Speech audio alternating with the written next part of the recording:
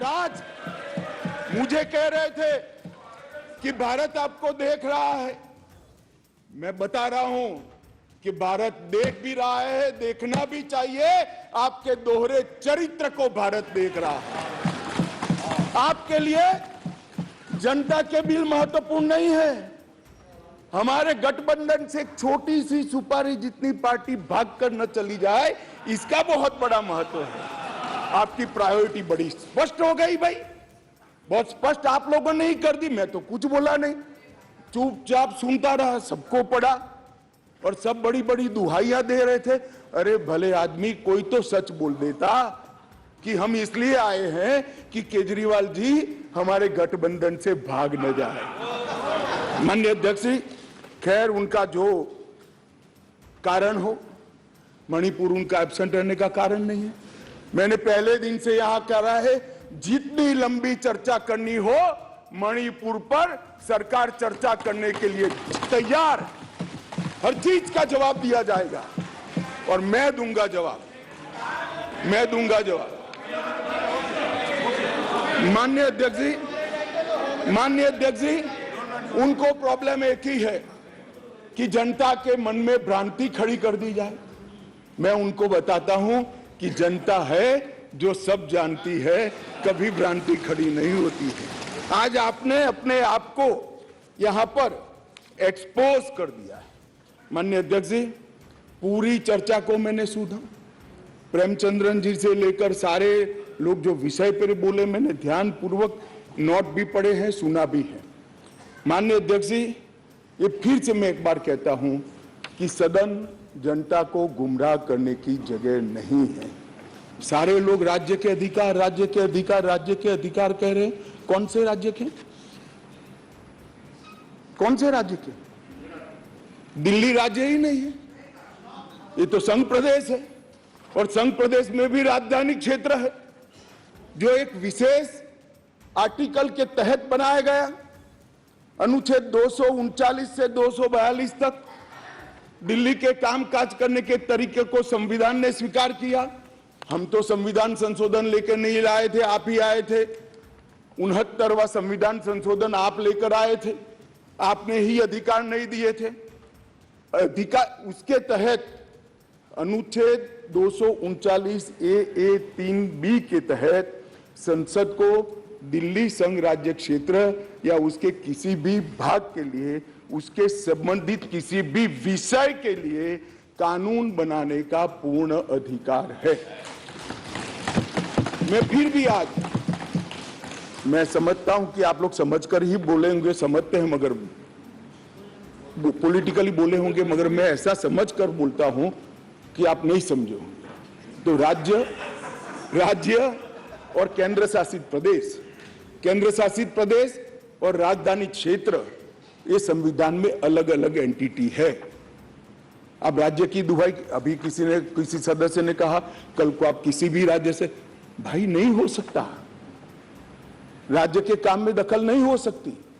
यहां दखल इसलिए कर सकती है संसद क्योंकि 239 ए 3B के अंदर इस संसद को आपकी पार्टी जब सत्ता में थी तब अधिकार दिया हुआ है। और अभी किसी को लगता है मेरे अधिकार कम है तो चुनाव लड़ने से पहले आर्टिकल 239 ए 3B पढ़ना चाहिए था।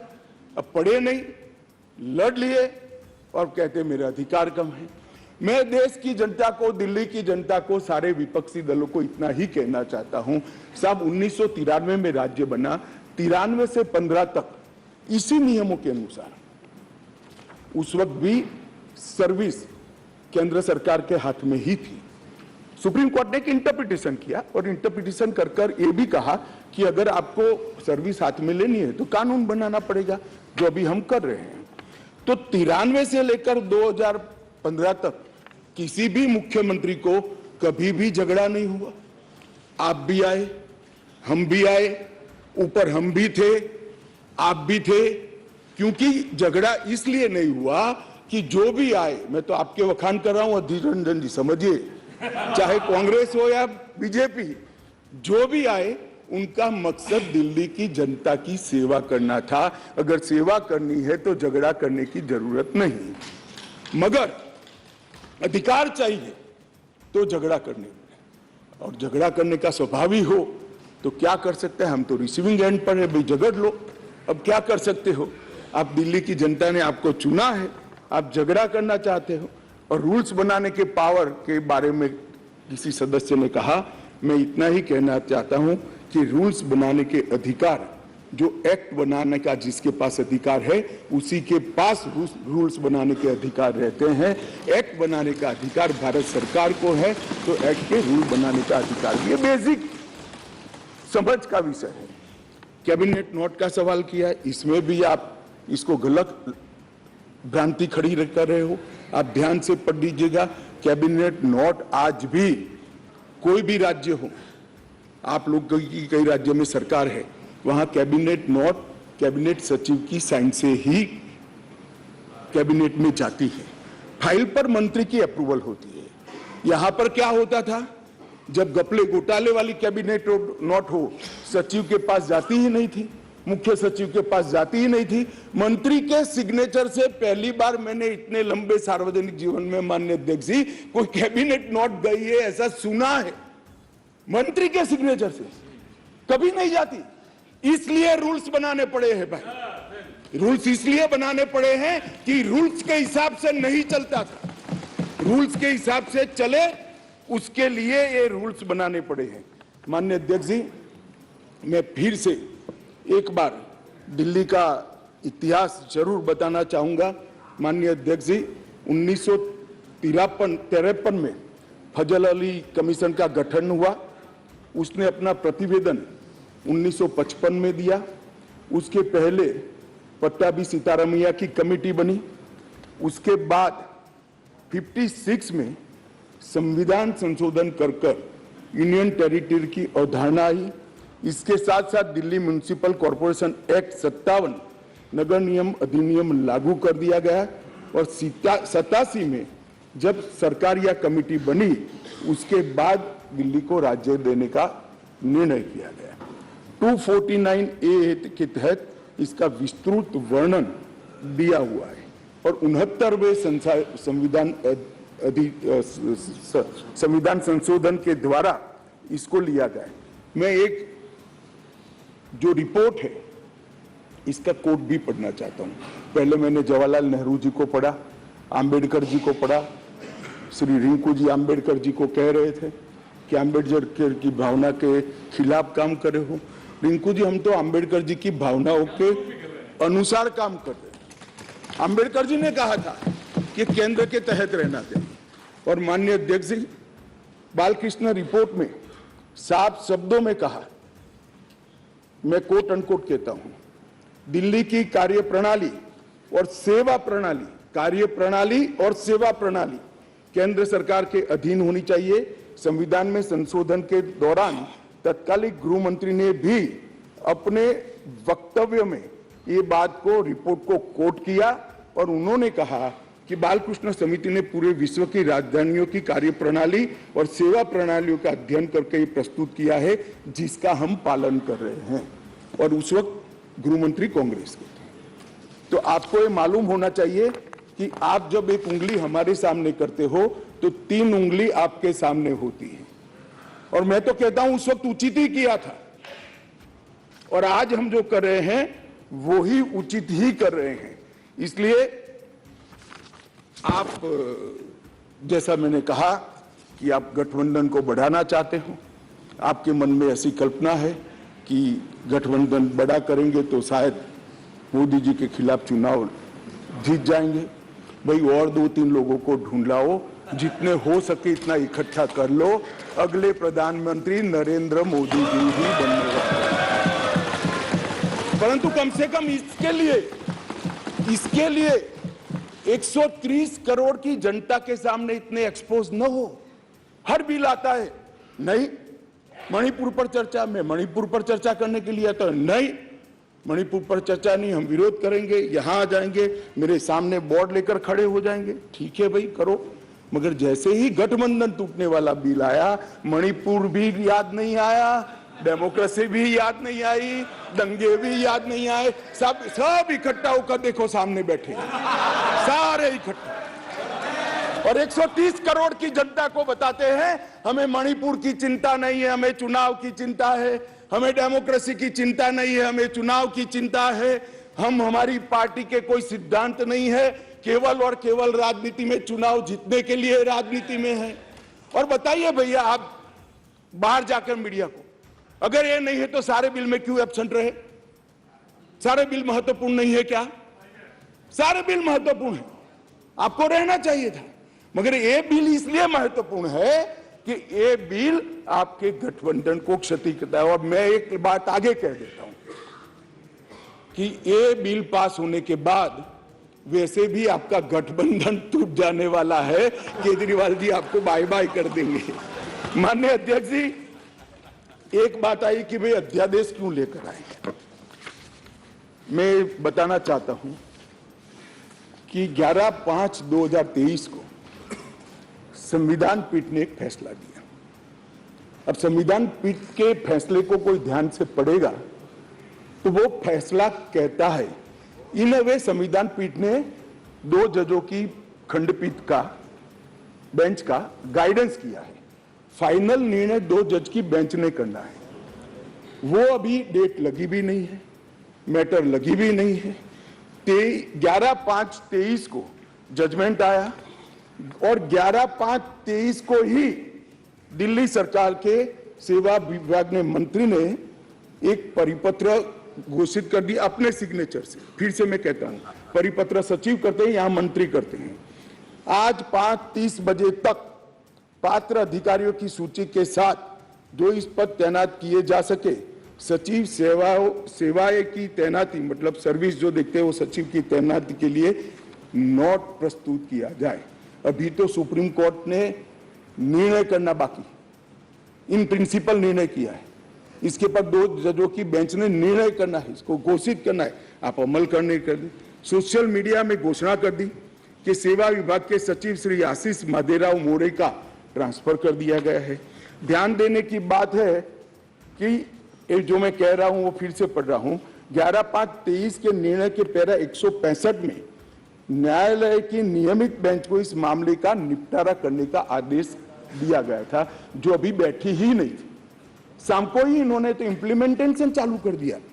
इसके बाद सतर्कता विभाग, विजिलेंस मंत्री जी ने सभी सहायक निर्देशकों को आदेश दे दिया कि विशेष सचिव सतर्कता, विजिलेंस कमिश्नर को, के सचिव है विजिलेंस के, उसको रिपोर्ट न कर दिया, रिपोर्ट मत करिए।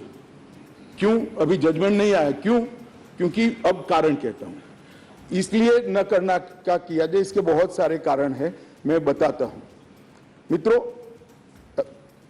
माननीय अध्यक्ष जी, दिल्ली के सतर्कता विभाग को सबसे पहले क्यों निशाना बना गया? अगर सेवा के अधिकार मिल गए, चलो मैं 1 मिनट के लिए मान लेता हूं मिल गए, तो सबसे पहले कोई क्या करेगा? रोड एंड बिल्डिंग की चिंता करेगा, पीने की पानी की चिंता करेगा, साफ सफाई की चिंता करेगा, आरोग्य की चिंता करेगा। इन्होंने विजिलेंस की चिंता करी, बोलो प्रायोरिटी तो देखिए साहब इनके साथी की, विजिलेंस की चिंता करी। भला विजिलेंस की चिंता क्यों करी? इससे दिल्ली की जनता का क्या भला होने वाले था? मैं बताता हूं, क्योंकि विजिलेंस विभाग को इसलिए निशाना बना गया, माननीय अध्यक्ष जी, कि इसमें बहुत सारी संवेदनशील फाइलें बंद पड़ी हुई थी। कौन सी फाइलें थी? कौन सी फाइलें थी? जरा आप ध्यान से सुनना भाई, जिसके बारे में बड़े बड़े आवाज से आर्गुमेंट्स कर रहे थे, उनका एक्ट सुनना। आबकारी घोटाले के संबंधित फाइल, शराब की आबकारी घोटाले की फाइल, न्यायालय द्वारा जो आदेश किया था, इसका ओपिनियन जो देना था, वो फाइल विजिलेंस डिपार्टमेंट में थी, जिसके तहत उनके पूर्व डेप्यूटी चीफ मिनिस्टर जेल में बैठे हैं। अब वो फाइल कैसे इनके हाथ में दे? मुख्यमंत्री के नए बंगले के निर्माण पर अवैध रूप से हुए खर्चे के संबंधित फाइल, जिसमें स्वयं मुख्यमंत्री फंसते हैं, शीश महल की फाइल। दिल्ली सरकार द्वारा उनकी पॉलिटिकल पार्टी ने उसके प्रचार के लिए, सरकार के नहीं, पार्टी के प्रचार के लिए 90 करोड़ रुपया खर्च कर दिया कोर्ट ने ऑर्डर किया कि वो 90 करोड़ रुपया पार्टी के खजाने से दिल्ली सरकार में भरा जाए, इसकी जांच की फाइल भी सतर्कता विभाग में थी। माननीय अध्यक्ष जी, एक फीडबैक यूनिट बना दिया। अब आप संविधान की दुहाई दे रहे हो, ये एक्ट सुधारने के पहले भी लॉ एंड ऑर्डर इनके पास नहीं है, तो उनके पास खुफिया विभाग नहीं हो सकता। उन्होंने फीडबैक यूनिट के नाम से करोड़ों रुपए का खर्च कर एक स्वतंत्र गैरकानूनी खुफिया विभाग खड़ा कर दिया। अब इसकी भी जांच चालू हो गई, वो फाइल भी विजिलेंस में थी।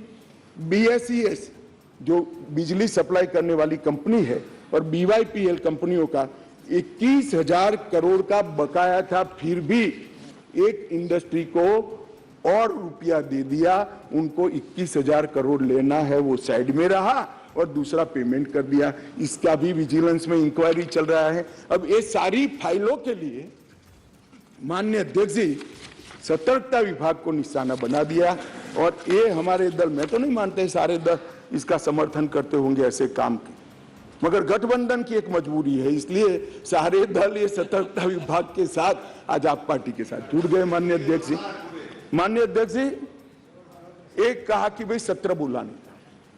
माननीय अध्यक्ष जी, सभी दलों की कहीं ना कहीं पार्टियां रही।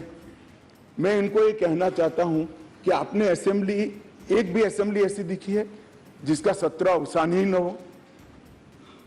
माननीय अध्यक्ष जी, सत्र आहूत होता है, आप सत्र अवसान यहां करते हो, राष्ट्रपति महोदया साइन करती है, सत्र का अवसान होता है, नए सत्र का फिर से आहूत किया जाए। एक असेंबली देश में ऐसी है दिल्ली संघ राज्य क्षेत्र की जिसका सत्र अवसान ही नहीं होता है, चालू ही रहती है। और जब भी पॉलिटिकल भाषण देना है, रिस्पॉन्सिबिलिटी से भागना है, सदन के विशेषाधिकार का उपयोग करना है, किसी को गाली गलौज करना है, तो आधे दिन का सत्र बुलाकर गाली बोलकर फिर से सत्र निलंबित कर देते हैं। सत्र का अवसान ही नहीं होता है। मान्य अध्यक्ष, ऐसी कोई सरकार देखी है आपने? मैं इसलिए कह रहा हूं, इनको बताता हूं आप किसका समर्थन कर रहे हो, इसी किस व्यवस्था का समर्थन कर रहे हो माननीय अध्यक्ष जी, और देश की जनता को ये सब मालूम है। और एक कैबिनेट के अधिकारों की बात कर रहे हैं, असेंबली के अधिकारों की बात कर रहे हैं। 2020 में दिल्ली विधानसभा का एक ही सत्र बुलाया गया, बजट सत्र, जिसमें 5 बैठकें हुई, 2 दिन का, जो मजबूरी है बजट पारित कराना है। 21 में भी एक ही सत्र बुलाया गया, बजट सत्र, जिसमें 3 दिन की बैठक करी, चार बैठकें करी, वो बजट सत्र था, मजबूरी है। 2022 में एक ही सत्र बुलाया गया, बजट सत्र, क्योंकि मजबूरी है बजट पारित करना है। और 2023 में भी एक सत्र बुलाया गया, बजट सत्र। इसके अलावा विधानसभा ही नहीं बुलाई माननीय अध्यक्ष जी। अरे विधानसभा के अधिकारों की हमारे विपक्षी दल के मित्र, कौन से अधिकार भाई? विधानसभा बुलानी है नहीं है, ओवैसी जी आप मुगालते में है, आप मुगालते में है, विधानसभा बुलानी ही नहीं है।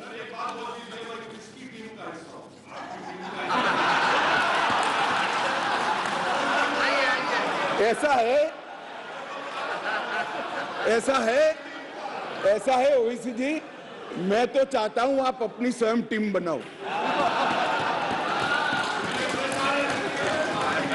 अब वो परेशान है, इसलिए कहता हूं, मैं चाहता हूं आप अपनी स्वयं, आपके मुद्दे सबसे अलग है। माननीय अध्यक्ष जी, मैं अब कैबिनेट बैठक पर आता हूं। 2022 के लिए 2022 में सिर्फ 6 कैबिनेट बैठक बुलाई गई, सिर्फ 6 ही बैठक पूरे साल में। इसमें से 3 बैठक बजट संबंधी थी और 1 बैठक एक कंपनी को फायदा करने के लिए बुलाई गई। तो एक्चुअल में देखे तो 2 बैठक बुलाई गई। माननीय अध्यक्ष जी, 2023 में 2 ही बैठक अब तक बुलाई गई है, दोनों बैठक बजट के लिए। अब ये कैबिनेट की बात कर रहे हैं, भैया कैबिनेट बुलाते नहीं है, वही तकलीफ है दिल्ली की जनता को, ये तो बुलाते ही नहीं कैबिनेट। हम तो चाहते हैं कैबिनेट बुलाया जाए। अब किसका समर्थन कर रहे हो? गठबंधन करना चाहिए, सबको जोड़ना चाहिए, हम भी चलाते हैं, मगर ऐसे एक भी बिल में चर्चा नहीं करना और इसमें खड़े हो जाना। माननीय अध्यक्ष जी, शॉपिंग फेस्टिवल आयोजित करने के लिए विज्ञापन के नाम पर करोड़ों रुपया खर्च कर दिया। इसमें भी कोर्ट ने स्ट्रिक्चर किया। केग का रिपोर्ट 2 साल से सदन में नहीं रखते हैं, संवैधानिक प्रोविजन है। आप हमें संविधान सिखाते हो, जरा आपके साथी को सिखा दो कि केग के रिपोर्ट को आप छुपा नहीं सकते हो। 2 साल से साहब केग का रिपोर्ट नहीं छुपाते, सदन के पटल पर नहीं रखते। बोलो क्या ये संवैधानिक प्रावधान है? माननीय अध्यक्ष जी, RRTS, AIIMS, UER, IIT Delhi, इस जैसी संस्थाओं के 13 परमिशन वहां लंबित है, नहीं देते हैं। उनको डर है कि ये सब होगा है तो मोदी जी बड़े लोकप्रिय हो जाएंगे। मैं इनकी सरकार चलाने का तरीका बताता हूं माननीय अध्यक्ष जी। 5G टेक्नोलॉजी लाने के लिए 2016 के एक अधिनियम बनाए। देश के सारे राज्यों ने, इवन DMK ने भी इसको एक्सेप्ट कर लिया, परंतु दिल्ली नहीं करता है क्योंकि उनको विकास से कोई सरोकार नहीं है। माननीय अध्यक्ष जी, 2013 से जो सिविल सर्विस बोर्ड की हमने रचना की, इसको लेकर ये आगे गए। माननीय अध्यक्ष जी, मैं सदन के सामने और आपके माध्यम से देश की जनता को बड़ी विनम्रता के साथ कहना चाहता हूं कि ये अध्यादेश और बाद में अब जो बिल में कन्वर्ट हो रहा है वो विधेयक लेकर मैं आया हूं, ये संपूर्णतया संविधान सम्मत है और केवल दिल्ली की जनता के कल्याण के उद्देश्य से बनाया गया है। हमारा कोई राजनीतिक उद्देश्य इसके लिए नहीं है। माननीय अध्यक्ष जी, मैं थोड़ा बाहर क्लियर कर दिया, उनको लगा 2G बोला, 5G बोला था, 5G बोला। मारन जी पूछ रहे हैं, वहाँ पूछ। माननीय अध्यक्ष जी, माननीय अध्यक्ष जी,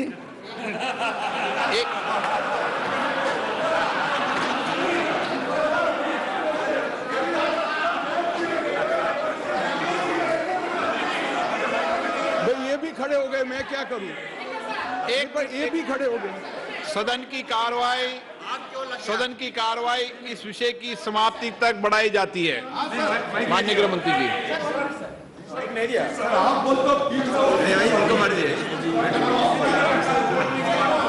क्या होम मिनिस्टर माननीय, हाँ, आप क्या बोल रहे थे? 2G 5G पे समझौता बहस नहीं हो रही यहाँ पे। Sir, I want to submit, sir, through you, sir. Through you, sir, I want to submit one thing before the House and the Honorable Home Minister and other members of the Parliament in the other side, adversary benches. As far as 2G is concerned. No. No. माननीय गृह मंत्री जी, 2G 3G, माननीय 2G 3G में बहस नहीं हो रही। No, कुछ नहीं बोला। नो लगाया है। आप क्यों 2G पे नाम पूछ नाराज हो रहे हो? अरे 2G पे नाराज पे इतना नाराज क्यों जाते हो? देखो, पुरानी बातों को लेके मत चलो।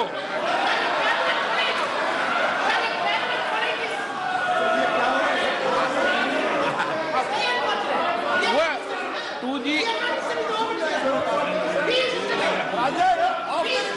अध्यक्ष जी रिकॉर्ड पर नहीं है, बता दीजिए इनको। देखिए, वो रिकॉर्ड में नहीं है, आप क्यों रिकॉर्ड में लाना चाहते हो बात? अरे ऑनरेबल मेंबर, वो रिकॉर्ड में नहीं है, आप क्यों रिकॉर्ड में लाना चाहते हो बात? ऑनरेबल मेंबर, वो रिकॉर्ड में नहीं है। Okay, no record, okay. माननीय गृह मंत्री जी,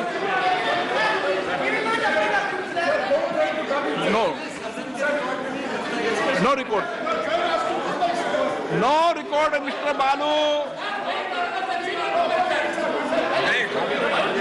रिकॉर्ड में नहीं गया, क्यों रिकॉर्ड में लाना चाहते हो उसको बिना काम में? बिराजिए गृह मंत्री जी। माननीय अध्यक्ष जी, बालू जी, चलो आप कहेंगे जब 2G 3G पे चर्चा करा लेंगे, अभी गृह मंत्री जी की चर्चा करने को। हाँ जी, मैं करता हूँ बाद में। ओके। बालू जी, रिकॉर्ड पर नहीं है, प्लीज, रिकॉर्ड पर नहीं है। रिकॉर्ड पर रिकॉर्ड में नहीं है। माननीय अध्यक्ष जी, कुछ सदस्यों ने टिप्पणियां करी है, मैं जरूर जवाब देना चाहता हूं। मैं तो सीधा साधा भाषण करने आया था नियमों के अनुसार, मगर राजनीतिक टिप्पणियां कर गई तो मुझे जवाब देना पड़ेगा। माननीय अध्यक्ष, राजीव रंजन जी ने कहा कि लोकलाज होनी चाहिए, लोकलाज होनी चाहिए। राजीव रंजन जी, लोकलाज बोल आप तो मत ही बोलिए, क्योंकि जिस चारा घोटाले को लेकर बिहार की जनता के सामने गए थे, आज चारा घोटाला करने वालों के साथ आप बैठे और फिर से गठबंधन के लिए। लोकलाज आपके मुंह में अच्छा नहीं लगता। माननीय अध्यक्ष जी, ये जो गठबंधन बना है यूपीए का, ये यूपीए का गठबंधन नहीं है, ये सत्ता के स्वार्थ के लिए बना है। बंगाल में माननीय अध्यक्ष जी, कम्युनिस्ट पार्टी, तृणमूल कांग्रेस और कांग्रेस तीनों लड़ती है। हर रोज ममता जी को हमारे अधीर रंजन जी क्वेश्चन करते रहते हैं, मगर बेंगलोर में साथ में बैठेंगे। जेडीयू और आरजेडी, जेडीयू का जन्म ही, माननीय अध्यक्ष जी, जेडीयू का जन्म ही आरजेडी का विरोध करने के लिए हुआ। यूनाइटेड जनता दल तोड़ दिया, वो जेडीयू आज सत्ता प्राप्त करने के लिए गठबंधन में है।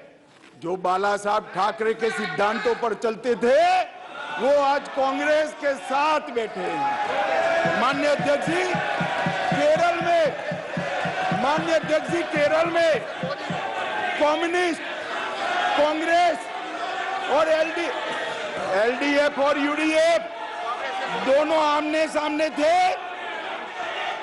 माननीय अध्यक्ष जी, सत्ता के कारण दोनों इकट्ठा आए हैं। सुरेश जी, केरल की जनता इस बार पूछेगी। माननीय अध्यक्ष जी, माननीय अध्यक्ष जी, मैंने दयानिधि मारन जी को सुना, बहुत पेशन के साथ संविधान की दुहाई दे रहे थे। मारन साहब, आपको संविधान की चिंता नहीं है, एन मन एन मक्कल से आप डरे हुए हो। हमारी जो यात्रा शुरू हुई है, इसने डर खड़ा किया है। माननीय अध्यक्ष जी, शशि थरूर जी ने कहा, माननीय अध्यक्ष जी, शशि थरूर जी ने कहा कि कांग्रेस की सरकार होती या आपकी सरकार होती तो ऐसा करते। भाई, कांग्रेस की सरकार और हमारी सरकार दोनों दिल्ली में रहा था, मगर हमने ऐसा किया ही नहीं था, तो ऐसा करने का सवाल ही पैदा नहीं होता था। बहुत अच्छे तरीके से चलता था, कोई झगड़ा नहीं था। माननीय अध्यक्ष जी, मैं अंत में इतना ही कहना चाहता हूं, अभी भी समय है, वोटिंग बाकी है, यही समय है, सही समय है। विचार बदलिए, जनता देख रही है, जनता सब कुछ जानती है कि 9 बिलों में उपस्थित न रहने वाला समूचा विपक्ष आज गठबंधन बजाने के लिए अखाड़े में उतर गया। माननीय अध्यक्ष जी, ये सदन के अंदर निहित स्वार्थ नीतिक उद्देश्यों के कारण ना भाषण देने चाहिए, ना वोटिंग करनी चाहिए। सदन के अंदर वोटिंग 130 करोड़ की जनता के भले के लिए करनी चाहिए। मैं अंत में फिर से अपील करता हूं कि अभी भी जनता देख रही है, यही समय है मन बदलने का। एक बार मन बदल दीजिए तो शायद जनता यूपीए के पाप माफ भी कर दे। अध्यक्ष जी, सभी का बहुत बहुत धन्यवाद।